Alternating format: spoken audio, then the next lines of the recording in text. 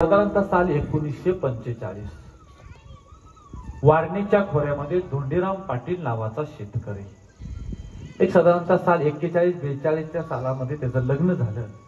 एक 4 एकर जमीन स्वतःची आणि ही जमीन कसायची परपंचा चालवायचा। हा म्हणता म्हणता वर्ष 2 वर्ष गेली, बाप नव्हता, आई एकटी होती। पोराचं लग्न झालं आणि परपंचामध्ये आपलं कष्ट करणं चालू झालं। 1946 ला ह्या धोंडीबाच्या पत्नीच्या पोटी एक मुलगी जन्माला आली। घरामध्ये मूलबाळ आला, आनंद झाला। गरीब परिस्थिती, त्यावेळी देश स्वतंत्र होण्याच्या मार्गावरती आहे, नाना गोष्टी आहेत आणि ह्या सगळ्या चालू असताना हा म्हणता म्हणता दिवसा पाठीमागून दिवस जात होते।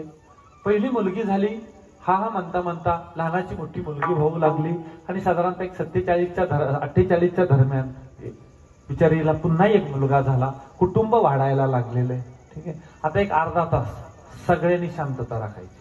मला मध्ये काय व्यक्त येईल, कृपया असं काय करू नका। आपली लेकरं बाळ सगळी सांभाळा। ती बोलतात त्यांना काही कळत नाही, पण त्यांना सांभाळणं किंवा बोलत असतील रडत असतील उठून पाठीमागं जाणं हे आपलं आहे। ती लेकरं पण शांत बसला। 1948 ला एक मुलगा झाला, सरपंच वाढू लागला। गरीब परिस्थिती आहे आणि म्हणून न जाऊन त्या सावकाराकडे 2 एकर जमीन घाण टाकली आणि पैसे उपसलं। त्या जमिनीमध्ये पीक करायचं, पीक काढायचं आणि सावकाराचं कर्ज फेडायचं आणि आपला परपंच पुन्हा चांगला करायचा, अशा उद्देशाने केलेलं शिवशंकराचा धोंडीराम निश्चिम भक्त आहे। परंतु नियतीचं दिवस फिरलं होतं, तीही पैसे घेतलं, तीही पैसे बुडलं गेलं, काही साध्य झालं नाही। हा म्हणता म्हणता साल 1950 ला पुन्हा एक माझी घरवधर होती, पुन्हा एक मुलगी झाली। कुटुंब वाढायला लागलं, नवरा बायको आई आणि ही 3 अशी 6 माणसाचं कुटुंब झालं। आता कुटुंबाची जबाबदारी मोठी आली आणि साधारणतः साल 1951 सालाला आईचं देहांत झालं। आईचा आधार तुटला, आई बिचारी वारली। अपार दुःख झालं। बाप लहानपणीच वारला होता, आई वारली। 3 पोरं, नवरा बायको, परपंचा चालू झाला। आम्हाला कष्ट करायचं। त्या साधारणतः 1951 सालाला राहिलेली 2 एकर जमीन सुद्धा सावकारापाशी गहाण टाकली आणि सावकाराकडून पैसे उपासलं। आईचं कार्य आटापलं, सगळं आटापलं आणि आता कष्ट करायचं। स्वतःचं शेत राहिलं नाही, दुसऱ्याच्या शेतामध्ये जायचं, राबायचं। तशा बिकट परिस्थितीमध्ये देश स्वतंत्र झाला होता। महाराष्ट्र कर्नाटक, महाराष्ट्र गुजरात ही सगळी भांडणं चालू होती। गरिबीची परिस्थिती, हाताला कुणाच्या काम नव्हतं। लोंढेचे लोंढे निर्वासितांची येत होते, परिस्थिती हाताबाहेर चालली होती आणि अशा परिस्थितीमध्ये याच्यावरती भूकमारीची वेळ आली। 2 टाइमाचं जेवण सुद्धा कुटुंबाला नीट भेटत नव्हतं आणि साल 1953 ला याच्या पत्नीला 4थं अपत्य झालं, 4था मुलगा झाला। 4 मुलं आणि 2 नवरा बायको, 6 जणांचं कुटुंब आहे। आता ती लेकरू लहान आहे, ह्या आईला आता हलता येत नव्हतं। पण हिने दिवसभर राबायचं। ह्या शेतामध्ये कष्ट कर, त्या शेतामध्ये कष्ट कर। कुणी तांदूळ द्यायचं, कुणी डाळ द्यायचं, कुणी तेल मीठ मिरची द्यायचं, कुणी गूळ द्यायचं, कुणी पैकं द्यायचं, ते घेऊन यायचं आणि घरी येऊन आपलं लेकराला खाऊ घालायचं। इतकी बिकट परिस्थिती आली मायबाप, इतकी बिकट परिस्थिती आली, कधी कधी दिवसभर हाताला काम नसायचं। हे लेकरू 1-1.5 वर्षाचं झालं। मोठी पोरगी जवळजवळ 11-12 वर्षाची होती। तिच्यापाशी ह्या लेकराला ठेवायचं आणि ह्या आईनं सुद्धा कामाला जायचं। कोणाची भांडी घास, त्या सावकाराचं जमीनदारांचं वाड्यामध्ये झाडलोट करायची, असं कष्ट करायचं। हा म्हणता म्हणता 1954 साल चालू आहे आणि भयानक परिस्थिती आली। इतकं कष्ट त्या घरामध्ये उपासमारी व्हायला लागली। त्या आईला ती दुःख बघवत नव्हतं। पोरडोळ्या देखत आई काहीतरी देणार खायला, आई काहीतरी देणार जेवायला, म्हणून आई लेकर अशी तोडावी ना, अशी आईला तोडायची। तर आईनं पाणी पिऊन थांबवायची, धनी काहीतरी घेऊन येईल आणि मी लेकरा बाळाला काहीतरी खाऊ घालत, अशी ती परिस्थिती होती। हा म्हणता म्हणता वर्ष चाललं होतं नाही आहे का। साल 1955 2 टाइमाची चूल पेटणं घरामध्ये कठीण होतं। गोड धोंड त्या लेकरांनी कधी खाल्लंच नव्हतं, कधी बघितलंच नाही त्या लेकरांनी गोड काय असतं ते। ह्या आईनं शिळ तुकडं मागून आणावं, पाण्यामध्ये भिजत घालावं आणि त्या लेकरांना पोटभर घालायचा प्रयत्न करायचा. या धोंडीबा पाटलाच्या अंगावरती धोती होती, कधी शर्ट मिळला नाही का, कधी कोपरी मिळली नाही अध्यक्ष हो. इतकी गरज परिस्थिती हो. या आईनं ह्या धोंडीबाच्या बायकोनं 3-3, 4-4 लुगडी दुसऱ्याची आणायची आणि ती लुगडी शिवायची आणि लुगडं घालायचं, अशी परिस्थिती. आई दिवाळीचा प्रसंग आहे हो. त्या धोंडीबाला कुठंच काम भेटत नव्हतं. ज्या दिवशी लोकांच्या घरी दिवाळी होत होती ना, त्या दिवशी ह्या धोंडीबाच्या घरी लेकर रडत होते, आई काहीतरी देणं ना पोटाला, आई मला भूक लागली ना. लोक दिवाळी करत होते आणि धोंडीबा पाटलाची लेकर रडत होती. आता मी धोंडीबा पाटलानं तांदूळ आणि दहा आणि संध्याकाळच्या पाणी शिजवून खायला घातली व लेकरांना लेकर झोपी गेली व अख्खी दिवाळी तशी गेली माई. त्या घरामध्ये गोड धोड एक कानावलं सुद्धा काही एक कापणी सुद्धा बनली नाही ग. गरिबी लय वाईट असते. अशीच कष्ट करायचं, जगायचं, शिळं पाकर खाऊन आणायचं. तो 1954ची दिवाळी संपली, नोव्हेंबर महिना संपत आला होता. त्या घरात काही नव्हतं म्हणून ही माई मागायला गेली व ह्याच्या त्याच्या घरी. कुठं काय भेटतंय का? शिळं पाकर राहिलेली दिवाळी, कानावलं, कापण्या गोड धोड केलेली होती ती आणली आणि त्या लेकरांना खाऊ घातली. अरे काही नाही तर वास लागलेलं सुद्धा तसंच दिलं होतं, तसंच आणलं. हाताने चोरायची आणि लेकरांना खाऊ घालायची. काय कळतंय लेकरांना ह्याला वास लागलाय का काय झालंय? खात होती, गोड कधी मिळलं नव्हतं पोरांना, पोरं खात होती. कसा तरी डिसेंबरचा, हे दादा त्याला घेऊन जा बाजूला, त्याला घेऊन. डिसेंबरचा महिना कसा तरी गेला. साल 1954 संपलं आणि 1955 आलं. जानेवारी महिना. सगळं असावं बरं काय का, बरं का माई दादांनो. गरिबी कोणाच्या वाट्याला येऊ नये. लय वाईट असते हो गरिबी. कधी कधी गरिबी आपला अंत पाठी, अंत पाठी. जानेवारी महिना आहे, कस तरी दिवस काढणं चालू आहे. कधी कधी या माईनं पाण्यामध्ये पीठ खालवावं आणि त्या लेकरांना पाजावं. फेब्रुवारी महिना आला आणि फेब्रुवारी महिन्याची साधारणतः 15-16 फेब्रुवारीची तारीख असेल. त्या दिवशी 2 दिवस झालं त्या धोंडीबाला काम भेटलं नव्हतं. घरामध्ये संपलं होतं, तेवढं सगळं संपलं होतं. आणि दुसऱ्या दिवशी घरात काही शिल्लक नव्हतं. आणि आता ह्या पोराला काय खायला घालायचं पण आईला प्रश्न पडला. नवऱ्याची वाट बघत होती, आता तरी मालक येईल, आता तरी मालक येईल. मालक येत नव्हता. त्या दिवशी 18 फेब्रुवारी 1955 एकादश होती. 20 फेब्रुवारी 1955 द्वादश आहे. त्या द्वादशीला शुक्रवारचा दिवस होता.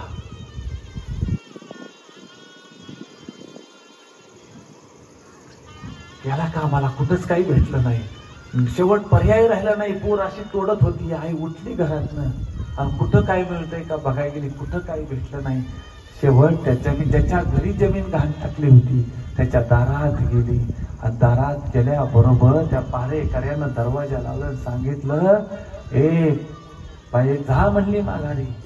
आमच्या मालकानं सांगितलंय धोंड्या पाटील आला, त्याच्या घरची आला तर त्याला काठीने मारून माघार पाठवा. त्याच्या घर पैसे आपलं त्यांनी पैक दिलं नाही, चालती हो इथून. आईनं हात जोडलं व त्या पारेकऱ्याला रडू लागली, गडापडा लोड लागली. सांगितलं, हे दादा माझी लेकरं 2 दिवस उपाशी येत दादा, त्यांनी काय बी खाल्लेलं नाही, मला काहीतरी शिळ पाक दे. नाही आली हो दया कुणाला, त्या कुणाला ती दया आली नाही. त्या पारेकऱ्यानं सांगितलं चालती हो आणि दरवाजा, वाड्याचा दरवाजा लावून घेतला. जड अंतकरणानं ती आई माघारी फिरली. अरे आईच्या डोळ्यातनं पाणी नव्हतं त्या दिवशी, तिच्या हृदयातनं पाणी पडत होतं. आई माघारी फिरली आणि हे माई दादा ऐका, गरिबी किती वाईट असती. माघारी फिरली, त्या बाहेरच्या झाडाला भली मोठी कुत्री बांधलेली होती. आणि त्या कुत्र्यांच्या समोर तांदळाची भाकरी पडलेली होती. त्या तांदळाच्या भाकरीवरती ह्या आईची नजर गेली आणि आईचं पाऊल थांबलं त्या ठिकाणी. तिथं ती मोठी मोठी कमरे एवढी 2 कुत्री दिसतायत आणि घरी उपाशी असलेली लेकरं दिसू लागली. आईनं कशाचा विचार केला नाही, कुत्र्याकडे जाऊ लागली. ती भाकरी वडायची, पळून जायचं. कुत्री गुरगुर करत होती, पण लेकरांच्या पुढे आईला कशाचीच भीती राहिली नव्हती. त्या आईनं झडप मारावी अशी झडप मारली. ती भाकरी उचलली व आणि बेफाम होऊन पळत सुटली. अरे मला कुणी धरलं तर मला मारतील, मला घरी सोडणार नाही, मला दाबून ठेवतील, माझी लेकरं उपाशी राहतील.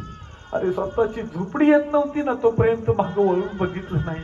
झोपडी आली, दम लागला होता, मागं वळून बघितलं, कुणी नव्हतं. पदरातली भाकरी काढली. अरे त्या भाकरी बरोबर माती सुद्धा आली होती ग माई, माती सुद्धा आली होती. ती माती झाडली, घरात गेली. लेकर पळत जवळ आली. सांगितलं लेकरनं थांबा, भाकरी भिजावती मग तुम्हाला देते. ती भाकरी भिजू घातली आणि भिजू घातल्यावरती त्या भाकरीला चुरगाळलं, त्याच्यामध्ये मीठ टाकलं आणि ह्या 4 लेकरांना खायला घालत होती. आपल्या बारक्या बाळाला खायला घालत होती. वरनं पाण्याचा गोट देत होती. तोत्र बसत होत रे, तोत्र बसत होत. खूप वाईट आहे गरिबी. आणि सगळी चालत असताना भाकरीचं तुकडं संपत आलं. त्याच्या मोठ्या पोरीनं 2 मुठी भरल्या आणि अशा माग ठेवल्या आणि सांगितलं, आई माझं झालं ग. त्या आईच्या लक्षात आलं की या पोरीनं 2 मुठी भरून ठेवल्यात. राग आला आईला, राग आला. तडा तडा आईच्या तोंडामध्ये मारलं. सांगू लागली, अगं किती अप्पलपुटी झाली. तुझं भाव अजून, तुझं भावंड अजून जेवायचं, तुझी बहीण अजून जेवायची आणि तुला परत भूक लागल्यावरती खायला पाहिजे म्हणून दडून ठेवायला लागलीस ग. आई ती पोरगी रडायला लागली. 11-12 वर्षाची पोरगी रडायला लागली. नाहीला सांगू लागली, आई आई मला भूक लागल म्हणून नाही ग आई. माझा बा सकाळी गेलाय, पण माझ्या बानी बी काही खाल्लं नाही गाई. त्या बासाठी मला पाहिजे गाई, म्हणून या 2 मुठी ठेवल्या गाई. आई मला काय नको ग माझा बा. मी ज्या ज्या येळेला बघितलं त्या त्या येळेला माझ्या बाने घरामध्ये काय मी खाल्लं नाही गाई. मुलगी रडत होती, आईला सांगत होती. त्या आईचं काळी सुद्धा पिळवटलं गेलं. माई पिळवटलं गेलं आईचं काळी. त्या लेकराला पुटुशी कवटळ आईनं मोठ्या गटावर पडला. सांगू लागली, ए परमेश्वरा, अरे कुठल्या जन्माचं पातक आम्ही फेडायला लागलो रे. त्या दिवशी संध्याकाळी 8 वाजले, 9 वाजले, 10 वाजले, तरी सुद्धा हा दोडीबा आला नव्हता. त्या दिवशी त्याला कामच भेटलं नव्हतं. पण त्या दिवशी घराकडे पावलं येऊ लागली आणि एक विचार केला की आता जगायचं नाही, आता थांबायचं नाही, आता ह्या लेकरांची फडफड करायची नाही. घरामध्ये आल्या बरोबर त्या बायकोनं दार उघडत होतं. फाटलेली झोपडी आला, त्या मेडीला टेकून बसताना बायकोनं विचारलं नाही काय आणलं का म्हणून. खरं माहीत होतं जर आणलं असतं तर इतका वेळ लावलाच नसता. आणि या धोंडी पाटलानं, अरे कधी न हरला धोंडी पाटलानं बायकोला हात जोडले सांगितलं, अंबर कपडा देऊ शकलो नाही. आता एकच उपाय. ती सांगू लागली, अहो धनी नका काळजी करू सा, लेकरांनी 4 घास खाल्ल्यात. आई आता पोरं जेवल्यात नव, उद्या जेवण भेटेल का नाही सांगता येत नाही. ऐक एक काम करू, भले वाटल समजी उठण्याच्या अगोदर वारण्याचा डोह जवळ करू. तू दोन्ही लेकरं कडवरती घे, तुझ्या कमरेला दगड बांधतो, माझ्या कमरेला दगड बांधतो, वारण्याच्या डोहामध्ये अविष्य संपून टाकू. आता हे जगणं नाही, आता हे त्रास हाल बघणं होणं नाही, आता संपून टाकू. बायकोला हुंका फुटला. सांगू लागले, धनी अहो हे भीतीच जातील हो धनी, नका काळजी करू. नाही ऐकलं त्यांनी. सांगितलं, माफ कर मला, परपंचच्या लढाईमध्ये हा धोंड्या हारला हारला म्हणून सांगू लागला. बायकोनं मान्य केलं. सांगितलं, धनी तुम्ही म्हणाल तसं. आई उठली हो, गेली आणि 1.5 वर्षाचं लेकरू मांडीवरती घेतलं आणि त्याला कुरवाळू लागली. झोपलं होतं. त्या लेकराला माहित नव्हतं उद्याची सकाळ काय त्यांच्यासाठी येणार आहे. काहीच माहित नव्हतं त्यांना. बाप उठला आपल्या पोरींच्या डोक्यावरनं हात फिरवत होता. डोळ्यात पाणी होतं आणि सांगत होता, ऐकूला बोलत होता, कोण्या जन्माचं पाप फेडायला आलो रे. डोळ्या देखत सगळ्यांना घेऊन आता मरावं लागणार आहे. पण पर्याय राहिला नाही. स्वतःची जमीन नाही, कुणी काम देत नाही. तसाच पाठीमाग मेडीला टेकून बसला. डोळत अश्रू काढत होता. बायको रडत होती. लेकरांना उचलून घेत होती. लेकरांचं मुख घेत होती. डोक्यावर हात फिरवत होती. आणि ह्याला नकळत डोळा लागला. 12 वाजले, 12:30 वाजले, 1 वाजला, 2 वाजले, साधारणतः 3 वाजले असतील. तो दिवस होता 21 फेब्रुवारी 1955. रविवारचा दिवस आहे. दिवस सुरू झालता रविवारचा. महाशिवरात्र सुरू झाली होती. आणि अचानक 3-3:30च्या सुमाराला आता समध्याला नवऱ्याला उठवायचं म्हणून हे आपल्या नवऱ्याजवळ जायला लागली. तोच हा धोंडी पाटील मोठ्यानं ओरडला. अंगातनं सगळ्या घामाच्या धारा लागल्या होत्या आणि सांगत होता, नाही नाही नाही नाही जात, मी येतो, मी तुमच्याकडे येतो. होय होय, मी चूक करतोय, मी नाही जाणार नदीकड, मी नाही जाणार डोहाकड. आणि बायकोनं खडबडून जाग केलं. म्हणू लागली, धनी काय झालं तुम्हाला, तुमच्या अंगाला का काम आला. त्या वेळेला धोंडीराम सांगू लागला, मला एक सपान पडलं. कोण तरी धनगर माझ्या सपनामध्ये येऊन मला सांगतोय, ए धोंड्या, अरे वारण्याचा ढो जवळ करायला निघालास नव, कुणाच्या माथ्यावरती पाप ठेवून चाललायस रे तू रांडाच्या. ए उडकीच्या, अरे हिथं म्या असताना तुला कशापायी मारावं लागतं या. ए धोंड्या, अरे ह्यो अक्कोळचा बाळू धनगर हाय नव, अरे तुमची म्या राखण करायला आलो या. काय बी काळजी करू नकस, ये तू माझ्याकड. आणि सगळे हकीकत सांगितली. त्या बायकोला आधार आला. धनी कोण तो धनगर, जावा त्याला भेटून या, कुठेही अक्कोळ ते बघून या. त्यावेळेला त्यांनी सांगितलं, आता मला कुणाला बी भेटायचं नाही. मला भास असेल, मला काहीतरी सपान पडलं असेल, आता आल्याला विचार टाळायला नको.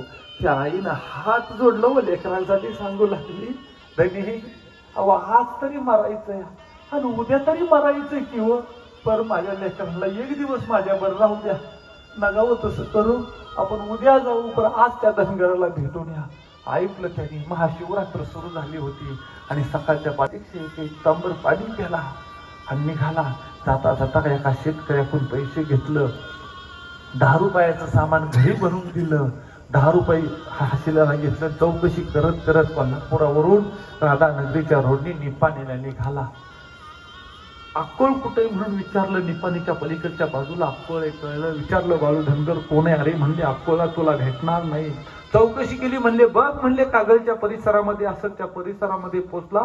कुणीतरी सांगितलं, बघ म्हणले कापशी जवळ असेल. तिथून सांगितलं हळदीपाशी आला. हळदीपासून नद्या नावाच्या गावापाशी मामाच्या बकऱ्याचा तळ पडला होता. शिवरात्र होती, महाशिवरात्र. आणि मग त्या तळावरती आला. संध्याकाळच्या 4:30-5चा सुमार होता. आणि त्या देवाला बघितलं, सगळं वैभव बघितलं. तिथं सगळी माणसं समोर बसलेली मामाच्या. साल 1955 रविवारचा दिवस आहे, महाशिवरात्री आहे. आणि येऊन चौकशी करू लागला, तिथं बाळू धनगर कोण आहे, तिथं बाळू धनगर कोण आहे. लोकांनी बोट दाखवलं. माझा देव पांढऱ्या शुभ्र्या घुमडीवरती 2 पायावरती बसला होता. पायामध्ये पायतान आहे, खांद्या हातामध्ये काठी, खांद्यावरती घुंगडे आहे, अष्टगंध टिळा जरीचा फेटा आहे.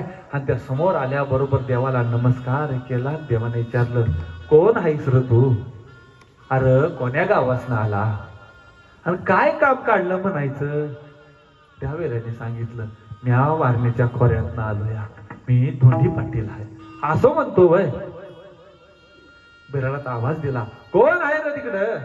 मामानं आवाज टाकल्याबरोबर स्वयंपाकी करणारा मारुती भोसले आला. होय मामा, म्या आहे.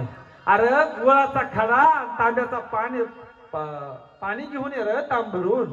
आणि मग गुळाचा खडा घेऊन आणि पाणी घेऊन आला. महाशिवरात्र आहे, निरंकार उपास घडलेला आहे त्या दिवशी. त्याला देवानं गुळाचा खडा स्वतःच्या हातामध्ये घेतला. मारुती बसला, सांगितलं पाण्याचा तांब्या दे. आणि गुळाचा खडा ह्या जगाच्या मालकानं ऐन दिवस मावळतीच्या वेळेला हातावरती ठेवला. आणि खरे म्हणला धोंड्या लय लांब आलाय नव. त्या गुळाच्या खड्याकडे बघितलं, अरे गुड गोळ माझ्या लेकरानं कधी खाल्ला नाही ह्याची आठवण झाली. डोळ्यामध्ये पाणी उभं राहिलं. देवानं भयान शिव्या दिल्या, आचकाट इचकाट शिव्या दिल्या. देव कडाडला, हे धोंड्या अरे सांच्या येळाला कशा पाहिजे लढायला लागलायस रे, खाके रे रांडायच्या म्हणला गुळाचा खडा. देवानं दम टाकला, गुळाचा खडा तोंडामध्ये टाकला, वरनं गटा गटा गटा गटा पाणी प्याला. देवाला काय सांगायच्या आधी देवानं सांगितलं, अरे आलाय नव, आजच्या रातच्याला मुक्काम कर आणि उद्या सकाळच्याला जा की र म्हणला तो तुझ्या गावाला. काही बोलता आलं नाही. राहिला त्या दिवशी महाशिवरात्र होती. जगाचा मालक काशी विश्वेश्वर शिवशंकर म्हणजे बाळूमामा आणि बाळूमामाच्या सोबत हा दोंडराम पाटील तिथं आहे. अख्खी रात्र देवाबरोबर घालवली. सकाळच्या पारी दोंडराम पाटलाला देवानं सांगितलं, उठ रे धोड्या, चल गंगामाईवरती आंघोळीला जाऊया. आणि स्वतः देव त्याला नदीवरती आंघोळीला घेऊन गेला. आंघोळ करून आला, सगळ्याच्या पंक्ती बसल्या. आणि या जगाच्या मालकानं त्याचा परपंचा फटकाय त्याला कुणी जवळ केलं नाही. त्याला ह्या जगाच्या मालकानं स्वतःच्या शेजारी जेवायला बसून घेतलं. सांडगं आलं, पापड आलं, पोळ्या आल्या, नाना पदार्थ ताटामध्ये येऊ लागले. आणि ते ताट बघितलं, बघितल्या बरोबर डोळ्यात पाणी आलं आणि ते ताट झाकलं. आणि तांबर पाणी पुंडलिकावर देवचा गजर झाला. सगळी जेवायला लागली. पण हा दोंड्या पाटील जेवत नव्हता. त्याची लहान लहान लेकरं त्याला आठवत होती. आज माझ्या लेकरांनी काय खाल्लं असेल, आज माझी लेकरं उपाशी असतील, मी हे घेऊन जातो आणि त्यांना मरणाच्या अगोदर गोड तरी 4 घास त्यांच्या मुखामध्ये घालतो. मामाने बघितलं, धोंड्या पाटलाच्या डोळ्यामध्ये पाणी. देव कडाडला, ए धोंड्या कार जेवत नाहीस, अरे तुझ्या गरीबीला घोडा लावला रे रांडाच्या, जेव की रे, इथं रडायला आलाय वे रे तू. अरे म्या सांगतो नव, गप गुमान खाऊन घे. देवाचा आवाज आल्या बरोबर गप गुमान 4 घास खायला सुरुवात केली. घास नरड्याच्या खाली उतरत नव्हता. वो घास घ्यायचा, वरनं पाण्याचा घोट घ्यायचा आणि कसं तरी सगळं संपवलं. परत घेण्याची इच्छा झाली नाही. उठला, समधी लोक जायला निघाले. हा दोंडराम पाटील माझ्या देवापाशी आला, देवाला नमस्कार केला. देवानं स्वतःच्या हातानं भंडाऱ्याची चिमूट ठेवली हातावरती. पाकिटातलं पैक काढलं, 20 रुपये दिलं. त्याने बघितलं 20 रुपयाकडे, विचार आला, ज्याचं घेतलं त्याला देऊन टाकू.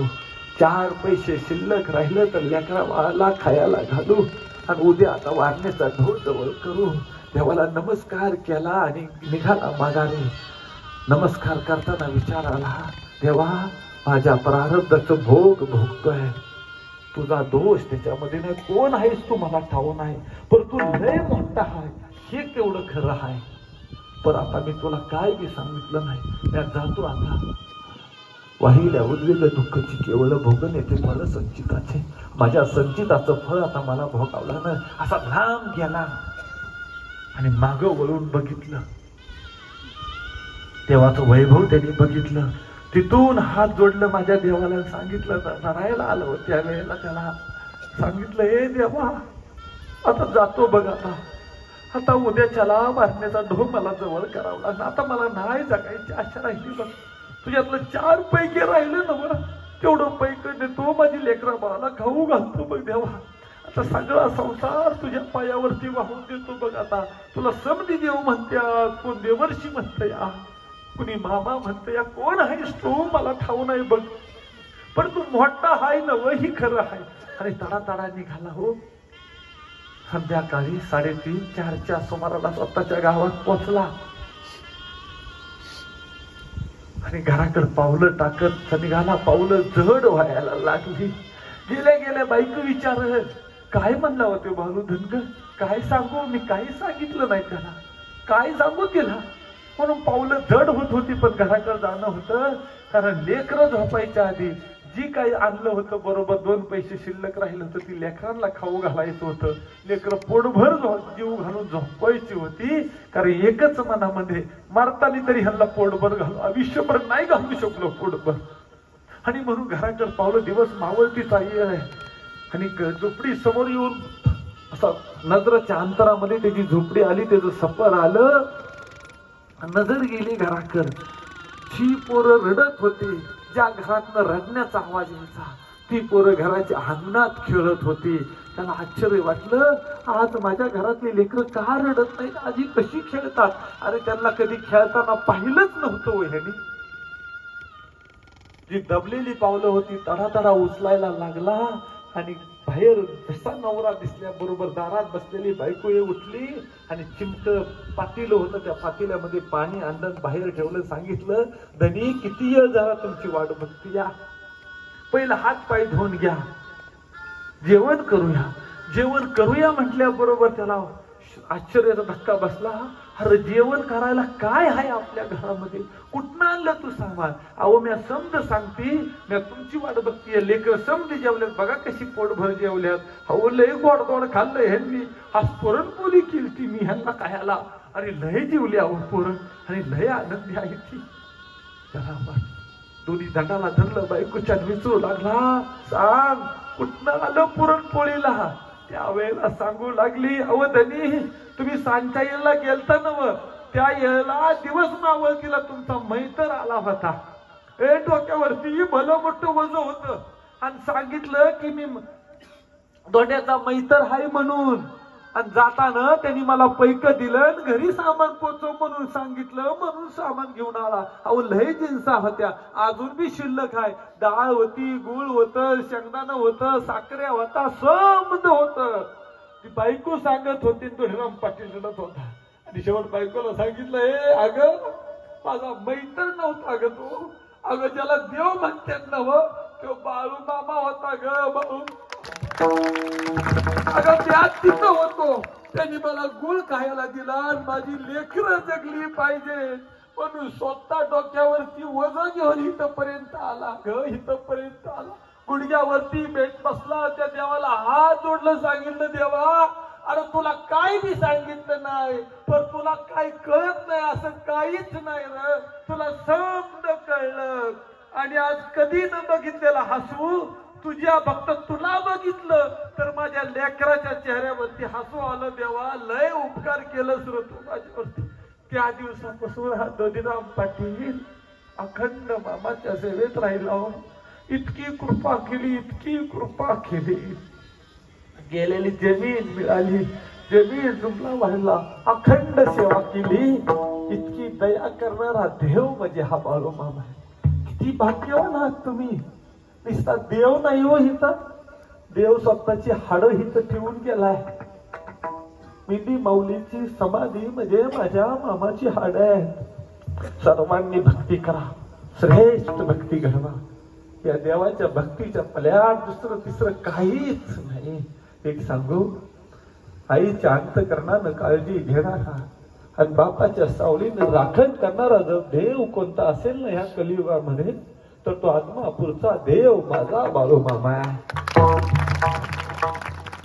फक्त विश्वास ठेवा, निष्ठा ठेवा, श्रद्धेनं त्याची भक्ती करा.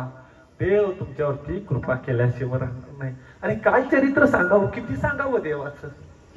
तास 2 तासामध्ये चरित्र सांगून नाही होणार हो माझ्या देवाचं. अरे अखंड चरित्र घडवतो तो देव. देव आहे माझा कलियुगात. त्या वेळेला माझा देव सांगून गेला. मामाचं चरित्र लिहायला एक लेखक आणला होता हो. अशी आदमापुरामध्ये बसली होती सगळी माणसं आणि तिथं लेखक आणल्यावरती सगळी आदमापूर सरकार, बापू साहेब मगदूम होते, अर्नाळचे पाटील कुलकर्णी, लक्ष्मण मोरे होते, भिकाजी पाटील होते, बळवंत पाटील, कुशाबा पाटील सगळी होती. आणि मामानं चरित्र लिहायचं म्हणतोय नव म्हणून यो लेखक आणलेला हाय. त्या येणार माझा देव म्हणला, हे म्हणला रांडेच्यानो, अरे ह्यो काय रे माझं चरित्र लिहिणार. अरे या बाळू धनगराचं चरित्र लिहायचं म्हणलं नव, समुद्राची शाही केली तर मी पैसा कागद केला आणि साक्षात सरस्वती माता लिहायला बसवली नव, तरी मी माझं चरित्र लिहून होणार नाही. एवढं मान चरित्र माझ्या बाळू मामाचं. म्हणजे अर्ध्या तासामध्ये काय होणार आहे. पण जेवढं सांगण्याचा प्रयत्न केला तेवढं सांगण्याचा प्रयत्न केला माय बाप हो. फक्त एक निश्चित आहे, माझ्या देवाला कशाचीच गरज नाही. तुम्ही किती मोठे आहात, तुम्ही किती प्रतिष्ठेत आहात आणि तुम्ही किती मोठे श्रीमंत आहात याच्याशी घेणं देणं माझ्या देवाला नाही. तुम्ही किती सेवा मनोभावे करता ह्याचा हिशोब ठेवणारा देव माझे बाळूमामा. त्याची सुंदर अशी सेवा करा. या जगदुनियेचं भविष्य माझ्या देवानं सांगितलं आणि जगदुनियेचं 9 वाजता आरती घेऊ. हाती करून 9 वाजता आरतीच तयारी का मामा, आरतीच तयारी करा बरोबर 9 ला.